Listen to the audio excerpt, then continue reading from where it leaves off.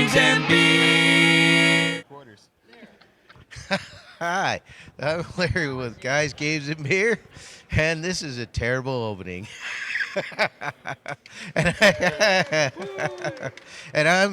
We're continuing to do our interviews at Gamehole Con 10, and I'm with. So I want to start. Mike Ruffalo.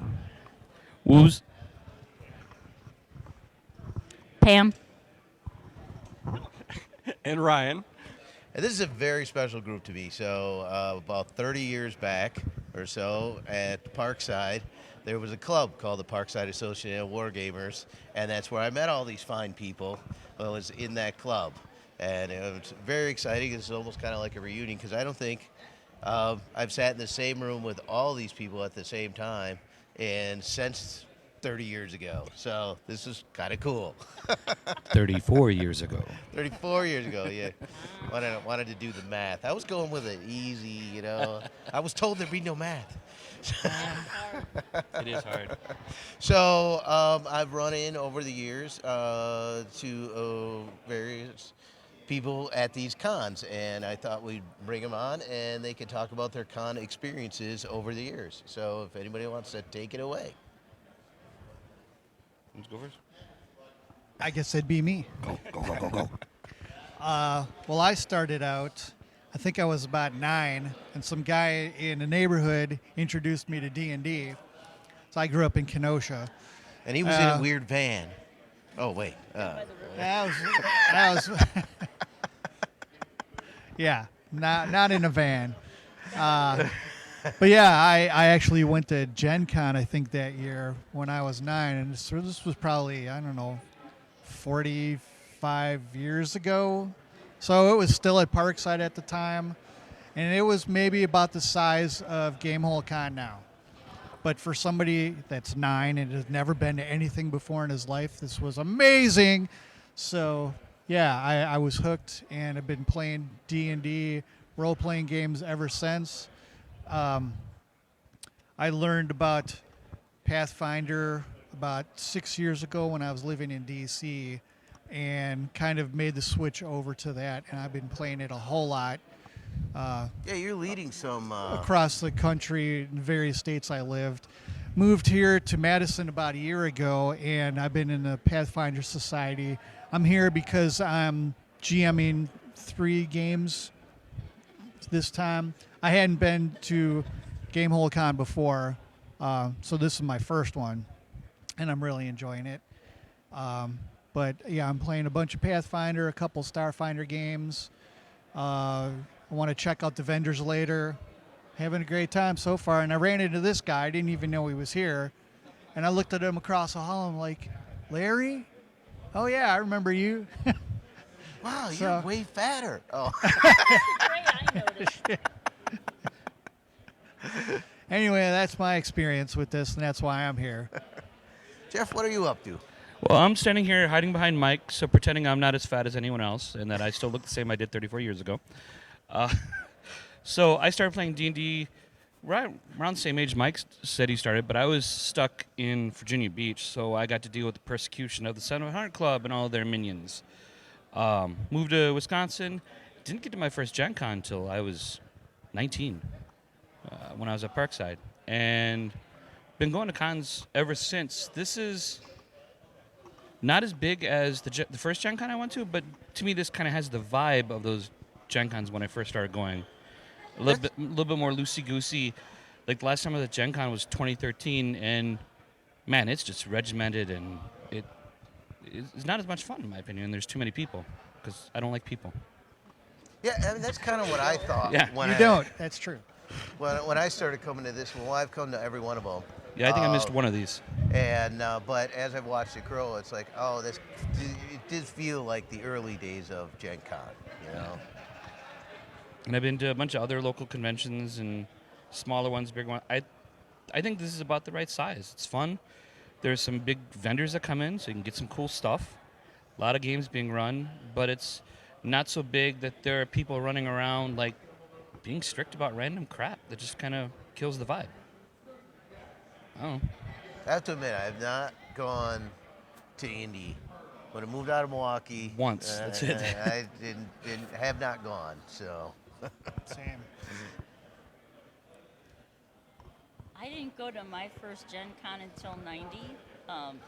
Woo's here got me into PAW because I breathed the air for more than 30 seconds. And, I seem to recall that. Yeah. and The initiation fee. I got into gaming because of my starter husband, and we would go to Gen Con and I'd be bored. Unless I was, in the dealer's area, and otherwise I'd just sit there with my thumb up my butt and watch him do D&D because I really didn't play a lot. And when he actually introduced me, I went into Undermountain, and he let me survive as an elf, a very level, low, elf, and it was kind of annoying.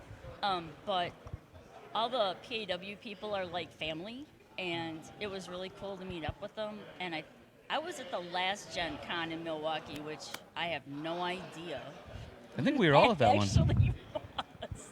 So yeah, this is my first Gamehole, and it's Wooz's fault.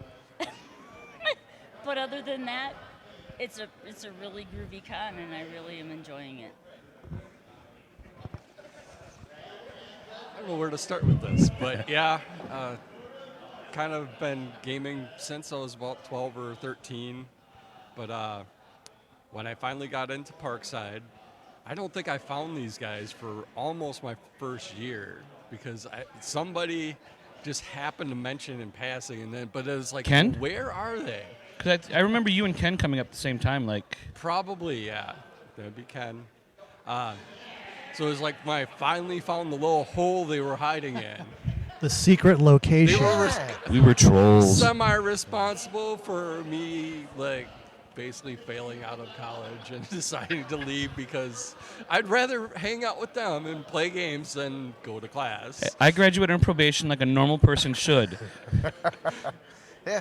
Hey, I gotta go to class, but we're in the middle of a It's battle. Naval War, 18-inch guns, man. Let's go. I was on the 10-year program. That's all right. I did fine afterwards. It was okay, but it still surprises me, like how many really great friends I've gotten from that 30 years later I still hang out with or be happy to see if I can ever find time to be in the same area. Yeah, and then there's us. Well, No, you're included. but no, Ryan's right, though. We don't see each other anywhere near as much as we used to. We used to see each other literally 5 to 6 times a week. Now Yeah. we might go years or months, and as soon as we hook back up, it's the same way it was. Yeah. Yeah, that's cool. It was a cool experience. Now, when I first got to college, it was the first week they had like club week or something like that, and Jeff was manning a table. He's like, "Yeah, you should come up and check us out." And I was like, I'm really glad I found that because Parkside at the time was very much a commuter college, Yeah. and a lot of Yeah. people just. Yeah, so people just came and went, and you really didn't connect a lot. But finding the club allowed me to have a little more of like a truer college community. experience, Yeah. and making lasting friendships like we've talked about, and which probably wouldn't have happened if I hadn't joined the club, right? So that was really important for me. So Yeah, it was. it wasn't explicit, but we were really kind of, by the environment, encouraged to show up, go to class, and go home or go to work. Yeah. We weren't really encouraged to stick around the building, even though a lot of people, or the campus, but a lot of us did. But I mean, they Yeah. only just added a set of dorms, and it wasn't a ton of dorms. Yeah. You know, now they got lots of dorms. yeah. And it's kind of a different environment. Well, and there. they're proper dorms now, too. Those first Yeah. dorms were apartments, really. Those Right. apartments, oh my god. Or communal living, you know. But yeah. So, does anybody have any weird con experiences? Like not necessarily Gen Con or Gamehole Con, but some con you went to and like, oh man, this happened. There was the clown sex one, but that's a different one. But no, what I was just thinking about was most of us were at Gen Con for like 4 or 5 years or whatever, pretty regularly. So even now coming to Gamehole Con, there are faces I see that I first saw and talked to taking games from them for the auction at Gen Con. And I come to Gamehole every year. I don't even talk to Ryan ahead of time. I know he's going to pop up in the open board game room and sit down with us. Run into my friend Amy and Dan and some other people that there are people here I know I'm going to see every year when I show up. I'm sure Larry and Tom, you guys got the same deal going. You guys have been here just as much as I have, if not more. Yeah, it was kind of funny. Like, so we had the off year that everything was off with COVID, right? And then the next year came back, and it was just like you're seeing your family again. It was just so. Con people you only see at cons, but you're glad you get to see them every year. Yeah. Yeah.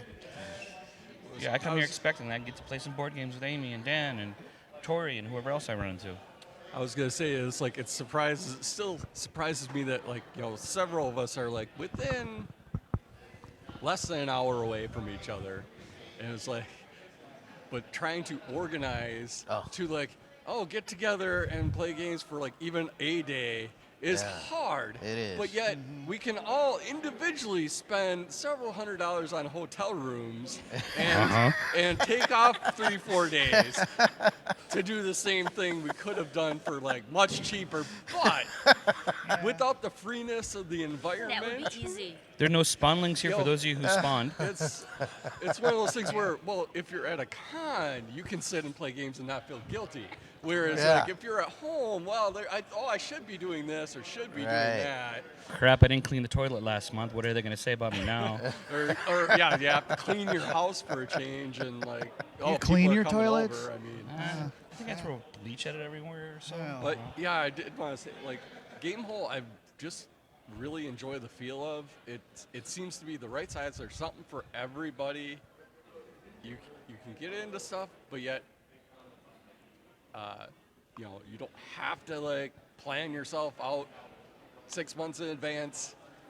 With the old GenCon days when you had to mail in like the list of things you wanted to do 6 months beforehand, and then hopefully you got in the 3 games. months to find out whether you got in anything. Yeah. Legit, there's been previous years here. I'm like, oh, someone told me about a game. I bring it up on my phone real quick and go, got a ticket, let's go. Yeah. Yeah. Well, the technology's definitely changed that. Yeah. For the better. Yeah. Remember standing in line at like the booth to get buy event For tickets at everything. GenCon for like 3 hours. Well, You're like, just this to get in event the is door. 4 hours. I don't know if I'm gonna get through the line. We should all remember 3-part forms. Oh yeah. Anybody Sorting them by hand. Anybody have a game pickup that they're like looking forward to digging into? The auction was a whole nother thing. Oh my God. I mean, today we're going to get together with people in the open game area and play some board games we brought. That's about it. Yeah, I bought a I game. I forgot bought my the games. fire game over there. There's fire involved. I've been fascinated by all the cat-themed games because it's Catterday, and I'm a crazy cat lady. So when Woo's got me back into gaming, we basically only play, cat games. You know That what- was a requirement, huh? You know what's funny about those? Yeah, there's definitely a lot of those. The one that I always went, and these are cat lovers that like this game. Exploding Kittens. Oh my I'm God. like, cat lovers love this game, and it explodes kittens. That's the best part of your errant kitties. I just like that they blow up, Explosions are pretty. especially when they're cats. I know, I like cats. I don't necessarily want cats exploding. But then, so, why did you guys come here originally, Larry? With the whole podcast and stuff? Yeah, well, that's what it was. So we first started the podcast, and it was about 10 years ago, a little more than 10 years ago, and we had Alex on our show. The guy who started the whole thing, Started this, telling about this new convention that's going to start. And then I'm like, I don't know why, but for whatever reason, only me and my daughter could attend that first year. So we came up and just kind of ran around and just kind of did Yeah, I standing. think I gamed with the two of you that year, didn't I? Yeah. And then I came back and I was so excited. I told the guys, man, you missed out. You're gonna love this. And so then everybody got excited about it, and then we started coming out and putting up our booth here. And one of these days we'll ask permission. So that's It's all profi looking too. Because the reason Don't I tell the on first us. one was Deb. We dated back in college. Okay, all right. Her daughters adopted me as their dad, and the first year was like their sweet 16 or their 15th birthday. Okay. And the con was actually on their birthday, so we all came here as a way to celebrate their birthday. So the first 2 or 3 years was Morgan and Lil's birthday present. They got Oh, to spend that's the weekend fun. gaming with their dad and stuff. Yeah. Do they still come? Yeah, they're here. I'll be meeting them for lunch today. Okay. All right. I think One's of- off playing Cthulhu, one's playing D&D most of the time. Think of all of us. I think you travel the way the most. Yeah. Yeah. Yeah, I was all over the place. The rest Iowa, was kinda- Missouri, D.C., Atlanta. Yeah, a few places. Working on MCU movies. Yeah, one or two. Yeah. Oh, anybody have Maybe anything? you heard of my cousin. Oh, yeah. Haven't met him yet, though, man. Come on. If I could just call him and get him here, I would, but it's not that easy. Come on, we'll have some Long Island iced teas at Ron's place. Yeah. Hell yeah. Blue whale. 4x4. It's a 5x5. Oh, it's 5. That's right, because it's the faith thing. It's like Buffy. frisbee. You're right. All right, has anybody got anything else? Otherwise, I say we wrap this up and go play some games. Do it again next year? Yeah. About the only thing You guys I'd don't say remember your is, Klingon? Come on. hey, Alex, No. I just thanks for the remember beer. Kusoj. Kusoj, quest for food. Yes. His sop is, and I don't even know if I'm saying that And right. Lochbechwi is administrator, one who does nothing. All right, we're check it out. We'll be doing more interviews throughout the day today, which is the new live stream thing we're doing. So that's very exciting. And we'll talk to you later. Bye.